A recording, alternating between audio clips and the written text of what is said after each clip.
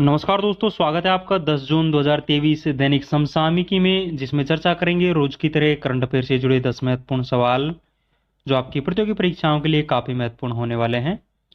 दोस्तों, यदि आपने हमारे पिछले करंट अफेयर के वीडियोज नहीं देखे हैं तो वो भी आप जरूर से देखें, जिसका लिंक इस वीडियो के नीचे कमेंट बॉक्स में मिल जाएगा। यदि आपने अभी तक हमारे चैनल को सब्सक्राइब नहीं किया है तो प्लीज चैनल को सब्सक्राइब करें।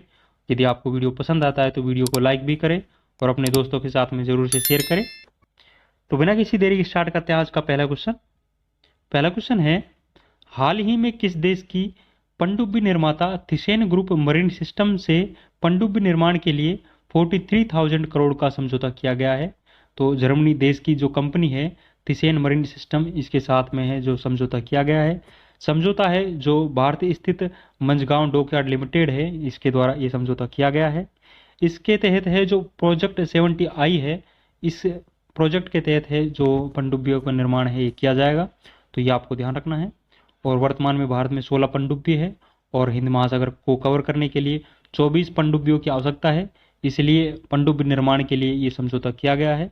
और आपको प्रमुख रूप से ये ध्यान रखना है कि थिसेन ग्रुप मरीन सिस्टम है, ये जर्मनी देश का है, तो ये आपको ध्यान रखना है।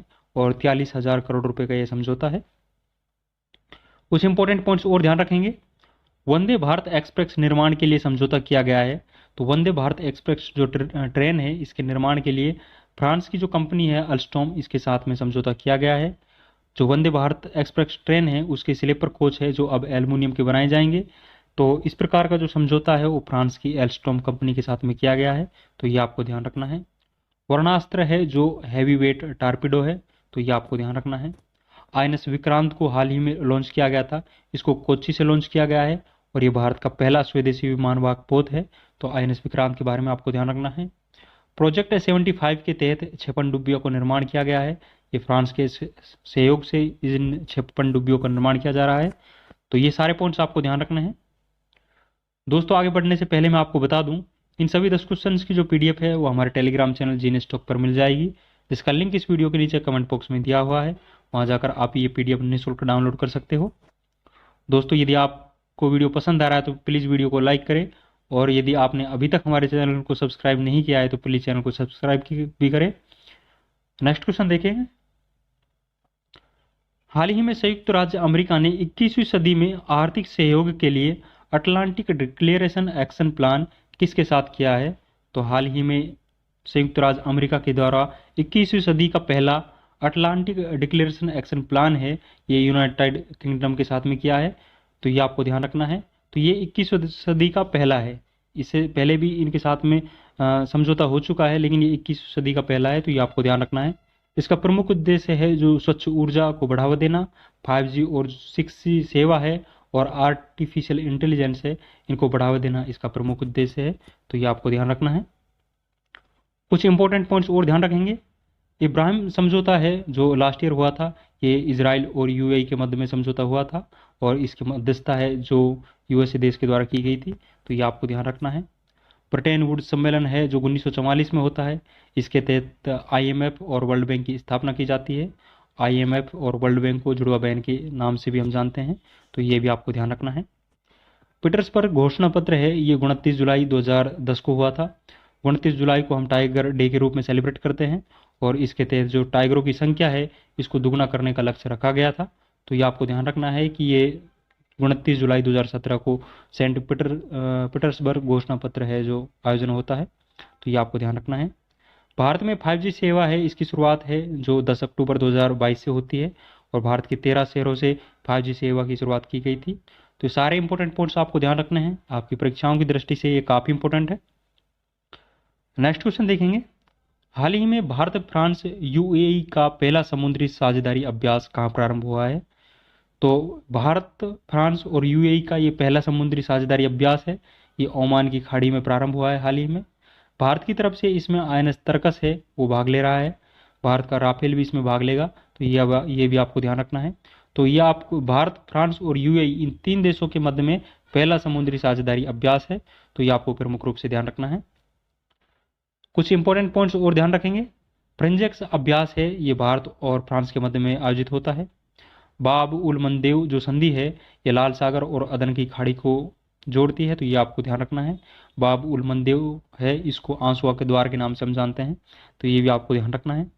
एयर डिफेंडर 2023 है, ये नाटो का अभ्यास है और ये नाटो का सबसे बड़ा एयर अभ्यास है, तो ये आपको ध्यान रखना है। और इसका आयोजन है जो हाल ही में जर्मनी में किया गया है, तो ये सारे पॉइंट्स आपको ध्यान रखना है।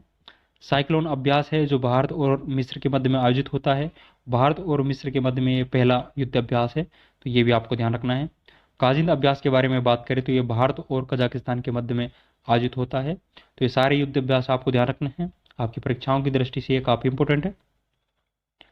नेक्स्ट क्वेश्चन देखेंगे, यूनेस्को के मिशेल बेटिस पुरस्कार 2023 से किसे सम्मानित किया गया है? तो हाल ही में यूनेस्को द्वारा मिशेल बेटिस पुरस्कार है ये दिया गया है, ये भारत के जगदीश बाकन को दिया गया है। जगदीश बाकन है, इनका संबंध है तमिलनाडु से है।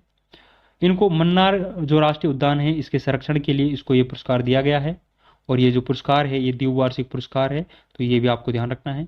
जो मन्नार राष्ट्रीय उद्यान है, इसको साल 1982 में राष्ट्रीय उद्यान का दर्जा प्राप्त हुआ था, तो ये भी आपको ध्यान रखना है।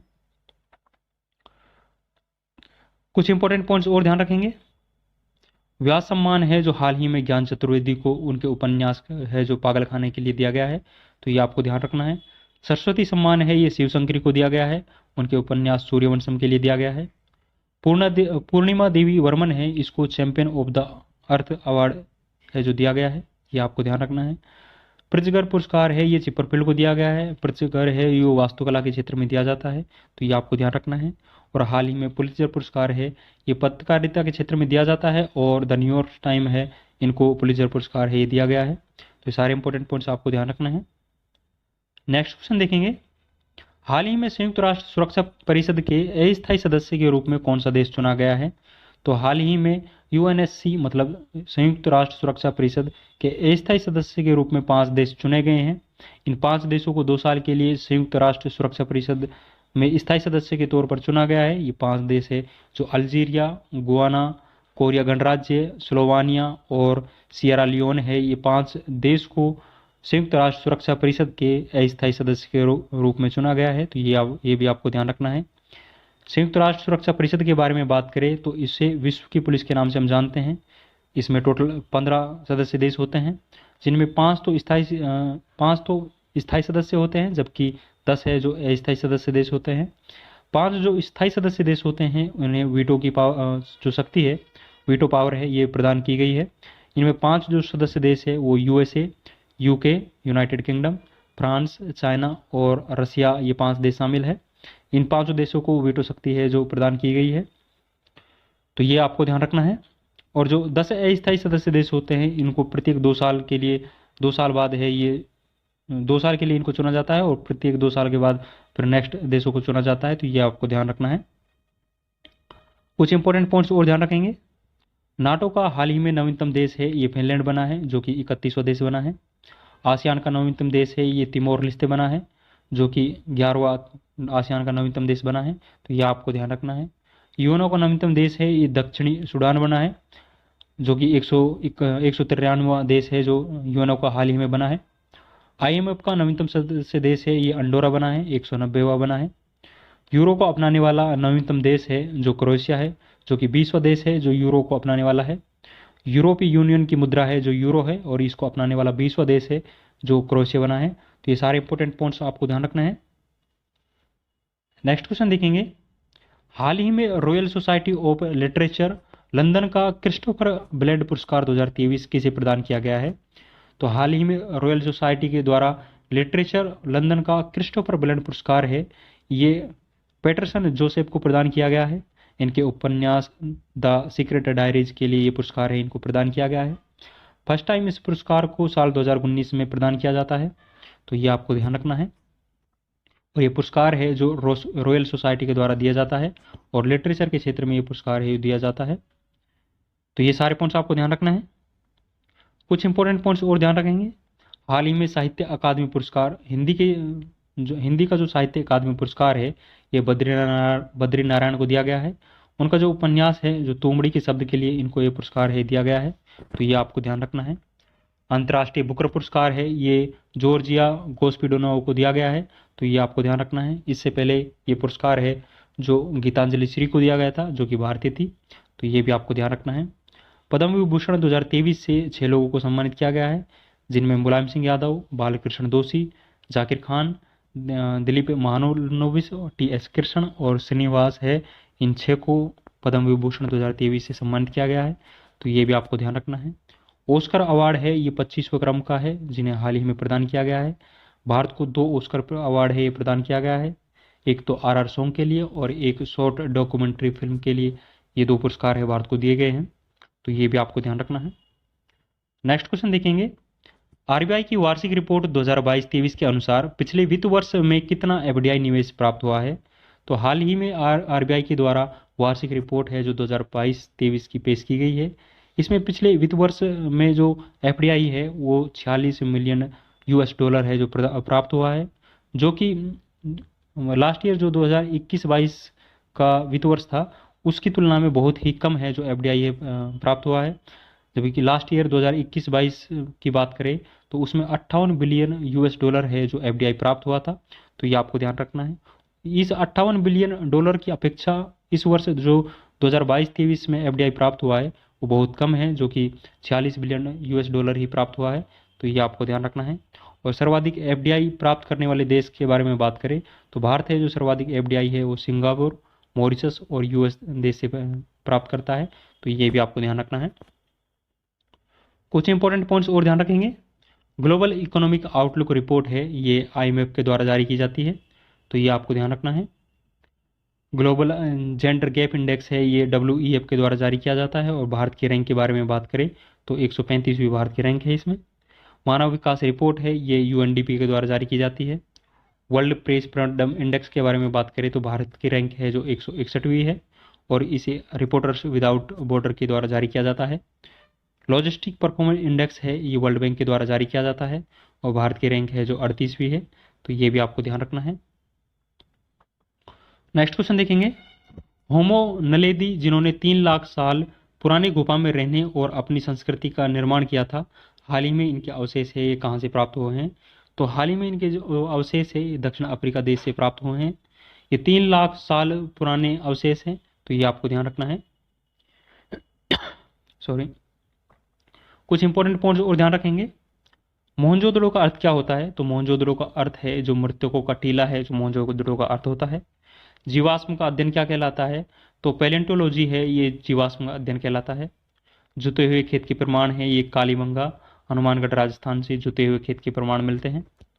धोलावीरा है, ये गुजरात में स्थित है, जो कोई हड़प्पा का प्रमुख केंद्र था, हड़प्पा सभ्यता का प्रमुख केंद्र है था जो धोलावीरा था, तो ये आपको ध्यान रखना है। नेक्स्ट क्वेश्चन देखेंगे। बिरसा मुंडा, जिनकी हाल ही में 123वीं पुण्यतिथि मनाई गई है, इनका संबंध है जो किस राज्य से है? तो इनका संबंध है जो झारखंड राज्य से है, और हाल ही में बिरसा मुंडा की 123वीं पुण्यतिथि है मनाई गई है, तो ये आपको ध्यान रखना है। बिरसा मुंडा है, इनको धरती बाबा या चमत्कारी बाबा के नाम से हम जानते हैं, और इनका जो जन्मदिन है इनको जनजातीय गौरव दिवस के रूप में हम सेलिब्रेट करते हैं, तो ये आपको ध्यान रखना है। इनका निधन है जो 9 जून 1900 को इसका निधन होता है, और हाल ही में इसकी 123वीं पुण्यतिथि मनाई गई है, तो ये भी आपको ध्यान रखना है। सॉरी, हाल ही में हॉकी वर्ल्ड कप 2023 का आयोजन कहाँ किया गया है? तो हाल ही में हॉकी वर्ल्ड कप 2023 का आयोजन है ये ओडिशा में किया गया है। ओडिशा स्थित जो बिरसा मुंडा स्टेडियम है राउरकेला में स्थित है, उसमें हॉकी वर्ल्ड कप 2023 का आयोजन किया गया है। राष्ट्रीय अनुसूचित जनजाति आयोग है, ये 89वां संविधान संशोधन के तहत अनुच्छेद 238 में वर्णित है, 238 ए में वर्णित है, तो ये आपको ध्यान रखना है। सिकल सेल एनीमिया है, इसमें आरबीसी है उसका आकार है यहाँ से आकार हो जाता है, तो ये भी आपको ध्यान रखना है। वीर बाल दिवस है, ये प्रत्येक साल 26 दिसंबर को सेलिब्रेट किया जाता है, तो ये पॉइंट्स पे आपको ध्यान रखना है। आज का अंतिम क्वेश्चन देखेंगे। हाल ही में प्रोजेक्ट वर्चुअल स्कूल की मान्यता देने वाला देश का पहला राज्य कौन सा बना है? तो देश का पहला राज्य है राजस्थान बना है, जो कि प्राइवेट स्कूल को वर्चुअल स्कूल के रूप में मान्यता देने वाला देश का पहला राज्य बना है। यहाँ पर 9 से 12वीं तक की क्लास की कक्षाएं हैं जो पढ़ाई जाएगी, तो ये भी आपको ध्यान रखना है। और देश का पहला राज्य उत्तराखंड है, जिनके द्वारा गवर्नमेंट स्कूल को वर्चुअल स्कूल की मान्यता प्रदान की गई है, तो ये पॉइंट्स आपको ध्यान रखना है। सॉरी, कुछ इंपॉर्टेंट पॉइंट्स और ध्यान रखेंगे। मुख्यमंत्री चिरंजीवी बीमा योजना है, ये राजस्थान सरकार के द्वारा प्रारंभ की गई थी। पहले इसमें स्वास्थ्य बीमा था, वो 10 लाख रुपए था, इसको बढ़ाकर अब 25 लाख रुपए कर दिया गया है, तो ये आपको ध्यान रखना है। और भारत का पहला अहिंसा और शांति विभाग है, ये राजस्थान राज्य में गठन किया गया है। दुग्ध और ऊन उत्पादन में प्रथम स्थान है, ये राजस्थान राज्य का है। स्काउट और गाइड जमूरी है, इसका आयोजन है पाली रोहट में किया जा रहा है। भारत का 52वां टाइगर रिजर्व के बारे में बात करें तो रामगढ़ विषधारी है, जो बूंदी में स्थित है, ये भारत का 52वां टाइगर रिजर्व है। तो ये सारे इंपॉर्टेंट पॉइंट्स आपको ध्यान रखना है। दोस्तों, हमने ये 10 इंपॉर्टेंट क्वेश्चन से डिस्कस किए हैं, जो कि आपकी परीक्षाओं की दृष्टि से काफ़ी इंपॉर्टेंट है। इन सभी 10 क्वेश्चन की जो PDF है वो हमारे टेलीग्राम चैनल जीनियस टॉक पर मिल जाएगी, जिसका लिंक इस वीडियो के नीचे कमेंट बॉक्स में दिया हुआ है। वहाँ जाकर आप ये निःशुल्क PDF डाउनलोड कर सकते हो। दोस्तों, यदि आपने अभी तक हमारे चैनल को सब्सक्राइब नहीं किया है तो प्लीज़ चैनल को सब्सक्राइब करें। यदि आपको वीडियो पसंद आ रहा है तो वीडियो को ज़्यादा से ज़्यादा लाइक करें और अपने दोस्तों के साथ में ज़रूर से शेयर करें। और यदि आप किसी प्रकार का इस वीडियो से संबंधित कोई सुझाव देना चाहते हैं तो वो आप दे सकते हो। आप सभी का स्वागत है। तो मिलते हैं नेक्स्ट वीडियो में। Thank you. जय हिंद। धन्यवाद।